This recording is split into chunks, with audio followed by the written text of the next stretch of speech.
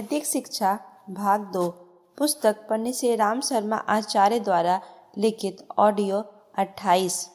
देववाद और पूजा अर्चा। भारतीय संस्कृति एक ही ब्रह्म को मानती है। वस्तुतः भगवान एक ही है, नाम उसके अनेक है, रूपों की कल्पना अलग अलग मतानुसार अलग अलग प्रकार की गई है, पर इसे ब्रह्म की एकता में कोई अंतर नहीं आता। उनके अनेक देवता अनेक सत्ताएं नहीं हैं, वरन एक ही परमात्मा की शक्तियां भर हैं। अगर अनेक देवताओं के स्वतंत्र अस्तित्व होते तो वे आपस में लड़ मरते और उनके अनुयायी परस्पर कभी एक ना रह सकते।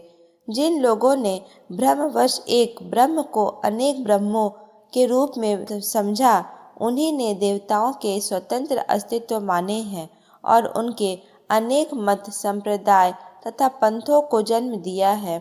इससे संस्कृति को भारी क्षति पहुंची है और अपना समाज अपने संप्रदाय और मत मंतांतरों के रूप में बिखर कर दुर्लभ हो गया।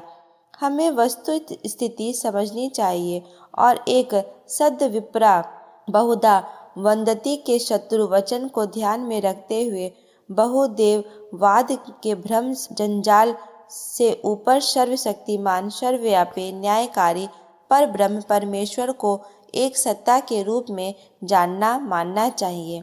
सभी इंद्रियां आपस में झगड़ रही थी और अपनी अपनी श्रेष्ठता सिद्ध कर रही थी। तब आत्मा बोली, तुम सब मेरे शरीर की अंग हो।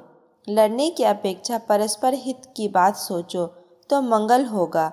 शरीर की यह कहानी सुनकर गुरु ने कहा, सभी देवता परमात्मा की ही शक्तियां हैं। उनके छोटे बड़े के झगड़े में ना पड़कर जो उसके आदर्श अपने जीवन में धारण करते हैं, उन्हीं का देवराधन सार्थक होता है। अनेक देवताओं की अलंकारिक कल्पना परोक्ष रूप में सद्गुणों और सत्प्रवृत्तियों की प्रतिष्ठा पाने के लिए है। उनके स्वरूप, वाहन, आयुध आदि के पीछे पहले की तरह अनेक रहस्य और अर्थ छिपे पड़े हैं, जिन्हें चर्चा का विषय बनाकर हम सब उस देवता के भक्त अनुयायी बनकर वैसा ही आचरण करने की प्रेरणा ग्रहण कर सकते हैं। यह देवता इसी प्रकार की प्रेरणा, भिक्षा एवं अभिव्यंजना का रहस्यवाद अपने भीतर छिपाए हुए है। शंकर जी को लीजिए, उनके सिर में से निकलती गंगा पवित्रता से परिपूर्ण गंगा का प्रतिनिधित्व करती है। मस्तक पर चंद्रमा शांति, शीतलता और प्रकाश का प्रतीक है। हमारा मस्तिष्क ज्ञान गंगा की तरंगें प्रवाहित करे, संतुलित, शांत, शीतल और प्रकाशपूर्ण रहे तो समझना चाहिए कि शंकर जी की भांति एक दिव्य अनुभूति के रूप में हमारे में उत्पन्न हो चली। विश्व संसार में बिखरा पड़ा है, अपने को उस विश्व से संपर्क रहेगा ही। उसे उगले तो कटुता और विद्वेष बढ़ेगा। पेट में पीते तो आत्मघात होता है। इसलिए उचित यही है कि इसे गले में ही अधर टांगे रखा जाए। अपने को ना घृणा की आग में जलाए, ना क्रोध से दूसरों को संतप्त करे। शंकर जी इसी तत्वज्ञान के प्रतीक है। विष उनके कंठ में स्थापित है। समुद्र मंथन से निकले विष से संसार को बचाने के लिए उन्होंने वृष को अपने कंठ में धारण किया और नीलकंठ कहलाए। विश्व शांति के लिए हमें ऐसा ही दुस्साहस कर सकने की हिम्मत बंधे तो समझना चाहिए कि शंकर जी की भक्ति का उदय अपने अंतःकरण में हो रहा है। सर्प शंकर जी के सहचर है, उनके गले में लिपटे रहते हैं। दुष्ट और दुर्गुणी व्यक्तियों को प्रेम, सहानुभूति, करुणा और समीपता से ही सुधारा जा सकता है।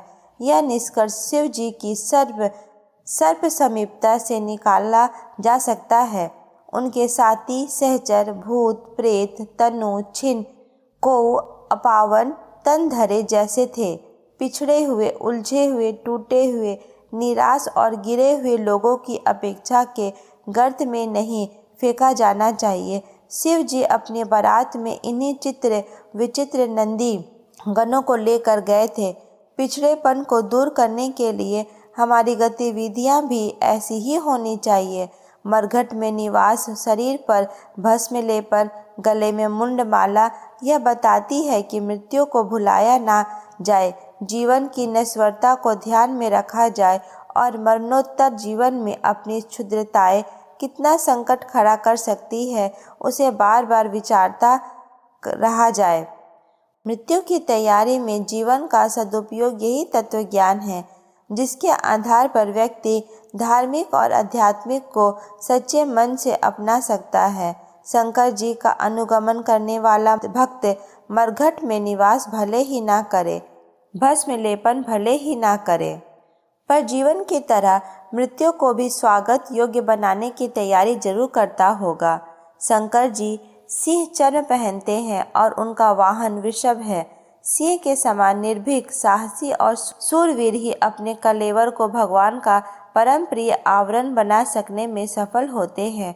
वृषभ के समान परिश्रमी, संतुलित और उत्तरदायित्वों का भार कंधे पर प्रसन्नतापूर्वक वहन करने वाले लोग ही भगवान के वाहन, पार्षद, निकटवर्ती हो सकते हैं। सद्गुणों के साथ परमेश्वर का अनुग्रह, प्रेम, प्रकाश और सानिध्य जुड़ा है। यह तथ्य उसके शरीर पर धारण किए हुए व्याघ्र चर्म और वाहन वृषभ के अलंकार से स्पष्ट होता है। रामायण के मंगलाचरण में तुलसीदास जी ने भवानी शंकरो वंदे सदा विश्वास रूपिणों की अभिव्यक्ति में भवानी को श्रद्धा और शंकर को विश्वास के रूप में प्रतिपादित किया है। इसी प्रकार अन्य न्याय देवताओं के पीछे अलंकारिक रहस्यवाद छिपा पड़ा है। ब्रह्मा जी ने परास्त देवताओं को इकट्ठे कर उनकी थोड़ी थोड़ी शक्ति इकट्ठी करके उससे दुर्गा का सृजन किया और उस जिसके द्वारा असुरों पर पराभव और देवताओं का उत्कर्ष संभव हुआ।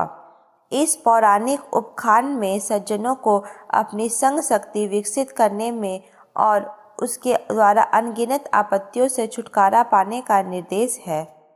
राम भक्ति के लिए ईश्वरीय आदर्शों और कर्तव्यों के लिए सर्वोत्भावे समर्पण करने वाले हनुमान वानर जैसी क्षुद्र स्थिति के होते हुए भी भगवान के परम प्रिय बने। यह रहस्य उन्हें कान खोलकर सुनना और आँख खोलकर देखना चाहिए, जो थोड़ा सा नाम जप, पूजा, प्रसाद या स्तुति प्रशंसा की लकीर पीट कर स्वरीय अनुग्रह जैसे महान अनुदान की कल्पना जल्पना करते रहते हैं। सोमनाथ लुटा तब भी भगवान कुछ न कर सके, फिर भी आप मूर्ति पूजा को महत्व देते हैं। एक आदमी ने मदन मोहन मालवीय से प्रश्न किया। मालवीय जी बोले, क के माने कबूतर और ख के माने खरगोश भी तो नहीं होता, फिर भी बच्चों को यही क्यों पढ़ाया जाता है? यह तो प्रारंभिक शिक्षण की विधि है। अल्प बुद्धि बच्चे इसी से शिक्षा की ओर आकर्षित होते हैं। मालवीय जी बोले, उपासना और ध्यान की उच्च स्तरीय साधना के लिए इसी प्रकार मूर्ति पूजा भी प्रारंभिक अनिवार्य आवश्यकता है। देव पूजा में प्रयुक्त होने वाले पदार्थ कर्म कांडों के पीछे ही भी धर्म और अध्यात्म के पथ पर चलने वाले साधकों को बहुत ही महत्वपूर्ण शिक्षण मिलेगा। भगवान के चरणों पर पुष्प ही चढ़ाते हैं और उनके गले में पुष्पमाला भी पहनाई जाती है। पुष्प अर्थात सुगंधित, हंसता खिलता, सत्यम शिवम सुंदरम पर आधारित आत्मिक सौंदर्य संपन्न व्यक्ति, उस स्तर का व्यक्ति जो अपने पेट का मोह छोड़कर अपनी गर्दन नुचवाता हुआ, सुई धागों से पेट छिदवाता हुआ त्याग बलिदान के मार्ग पर अग्रसर होता है, तो वह ईश्वर के चरणों में स्थान पाने तथा छाती से लगने में समर्थ होता है। पूजा में प्रयुक्त होने वाले पुष्प यही शिक्षण उपासक को देते हैं। चंदन अर्थात समीपवर्ती झाड़ियों को अपने समान सुगंधित बनाने वाली क्षमता से संपन्न, जो घिसे जाने और जलाए जाने पर भी रोष विद्वेष पास न भटकने दे, वरन सुगंध ही फैलाता रहे, पूजा का अधिकारी हो सकता है और अर्चना को सार्थक बना सकता है। भगवान को केवल मीठे का ही भोग लगता है। मीठी वाणी, मीठा व्यवहार, मीठा आचरण, शिष्ट, विनम्र और मधुर व्यक्ति, यह सब सर्वोत्तमुखी मिठास है जिसे देवता पसंद करते और प्रभावित होते हैं। दीपक अर्थात स्नेह से भरा हुआ, स्वयं तिल तिल जलकर दूसरों को प्रकाश देने वाला देव मंदिर की शोभा दीपक से है। पूजा का वह एक महत्वपूर्ण अंग है। दीपक की प्रवृत्ति जिसके भीतर के जीवन क्रम में समाविष्ट हो गई हो, समझना चाहिए कि वह पूजा का साक्षात प्रतीक प्रतिनिधि बन गया। ऊपर की पंक्तियों में संक्षिप्त रूप से एक ब्रह्म के अनेक अलंकारों को रूपकों की तरह देवी देवताओं के रूप में प्रस्तुत करने का एक ही प्रयोजन था, उसकी एक हल्की झांकी कराई गई है। असंख्य देवी देवताओं की ऐसी ही व्याख्या की जा सकती है। हमें उस गहराई तक प्रवेश करना चाहिए और उस तथ्य, संकेत एवं निर्देश को समझना चाहिए जिसके आधार पर देवी देवताओं की कल्पना की गई थी। सरस्वती अर्थात ज्ञान, लक्ष्मी अर्थात धन, काली अर्थात बल। जीवन की प्रगति में ज्ञान, धन और बल का संपादन और सदुपयोग करने का प्रशिक्षण अलंकारिक रूप में उपयुक्त 3 देवियों के रूप में प्रस्तुत किया गया है। इसी प्रकार अन्य देवताओं के पीछे भी समुन्नत जीवन की शिक्षा का तत्वज्ञान रहस्यवादी ढंग और अलंकारिक रूप से समझाया गया है। पूजा के उपकरण चंदन, रोली, अक्षत, धूप, दीप, नैवेद्य आदि के माध्यम से ही ईश्वर भक्ति के लिए हमें अपना भावनात्मक परिष्कार कैसे करना चाहिए, यही सब सिखाया गया है। एक बंदर और सियार में दोस्ती थी। एक दिन वे दोनों जा रहे थे, तब रास्ते में एक कब्रिस्तान मिला। बंदर एक कब्र के पास जाकर खड़ा हो गया और आंख मूंद कर कुछ स्तुति सी करने लगा। उसका ख्याल था इससे सियार प्रभावित होकर उसकी विद्वता का लोहा मानेगा, पर सियार ने समझा इसे बीमारी हो गई है। क्यों भाई, क्या पेट में दर्द है?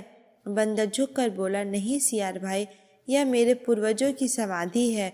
मैं उनके बल पौरुष की महानता का गुणानुवाद गा रहा था ताकि मैं भी वैसा ही बनूं। सियार बोला, महोदय, गुण गाने से नहीं, आचरण में लाने से तुम महान बन सकते हो। देवताओं के तरह तरह के मनौती मांगने और उन्हें खुशामद या रिश्वत के बल प्रलोभनों से प्रसन्न करने में छिछोरेपन को हम जितनी जल्दी छोड़ दें उतना ही उत्तम है। देवता ना इतने मूर्ख या ओछे हो सकते हैं और ना उन्हें सस्ते प्रलोभनों से बहलाया फुसलाया जा सकता है। भावनात्मक प्रगति के आधार पर ही ईश्वर की देव शक्तियाँ हमारे अनुकूल बनती और अनुग्रह करती है। इस तथ्य को जितनी जल्दी समझ लिया जाए उतना ही उत्तम है। प्रश्न 1, विभिन्न देवता क्या है?